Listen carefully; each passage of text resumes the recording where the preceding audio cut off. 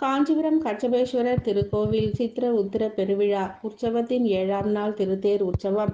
சுந்தராம்பிகை அம்மனுடன் திருத்தேரில் எழுந்தருளி உலா வந்த கச்சபேஸ்வரர் திரளான பக்தர்கள் திருத்தேரில் வடம் பிடித்து 4 ராஜ வீதிகள் இழுத்து சென்றனர்.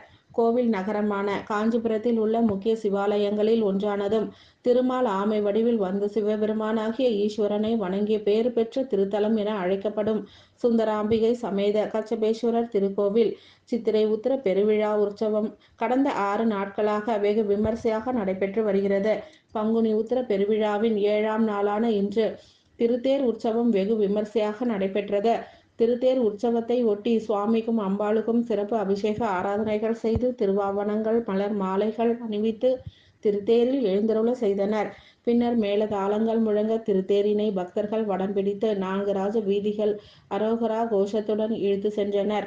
திருத்தேரில் உலா வந்த காஞ்சி கச்சபேஸ்வரரை வழியெங்கும் திரளான பக்தர்கள் காத்திருந்து தீபாராதனை செய்து வழிபாடு செய்தனர்.